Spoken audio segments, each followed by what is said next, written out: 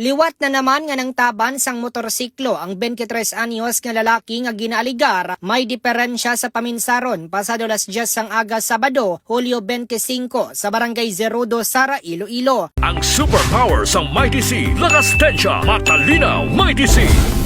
Ginkilala ang suspect nga si JP Cordero, kag residente sang Barangay Batad, Viejo Batad, Iloilo. Suno kay Johnny de la Cruz, asawa sang tag-iya sang motorsiklo nga si John Ray de los Santos, pinaagi sa pag-backtrack sang CCTV footage kag sa pagbinuligay sang Sara Municipal Police Station kag San Dionisio Municipal Police Station. Natigayon nga madakpan ang suspect sa banwa sang San Dionisio matapos matalupangdan sang isa ka concerned citizen ang motorsiklo sa Barangay Siyempre Viva San Dionisio bangod man sa madasig nga paglaptas sang balita sa social media. Nahibaloan nga nagpanaog sa series boss ang sospek kag nagtambay pasagwa sang balay sa mga biktima kung sa diin nakapark ang motorsiklo nga may nakaangot nga yabi antes niya ini ginpalagyo. Madumduman nga sang Mayo 20 sa isini nga tuig nadakpan man si Cordero kung sa diin gintaban man niya ang nakapark nga motorsiklo sang isa ka delivery rider sa Barangay de Vera, Sara, Iloilo nga may unod nga mga parcel. Sa piyak kabahin ginpahayag ni Police Major John Salvador A. Bello, hepe sang Sara Police Station, nga ginrelease na nila si Cordero matapos nga wala nagpasaka sang kaso ang tag-iya bangod sa kaluoy sa mental nga sitwasyon sang sospek.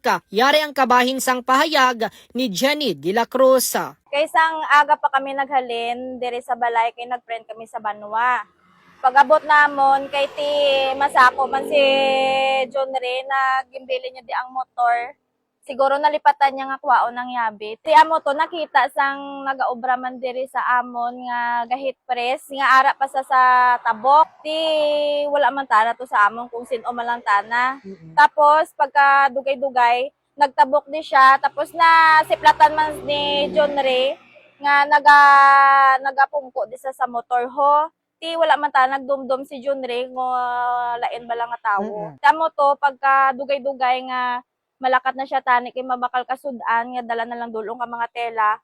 Pag adoya di sagwa wala nang iya motor. Balita nagikan sa 5th Distrito ini si K5 Reggie Plazuela de Mayo para sa kampiyon nga balita, serbisyo publiko kag kalingawan sa 5th Distrito K5 News pa. Mas kinis kag mas healthy na ang skin ko. Salamat sa DTX Beauty Soap.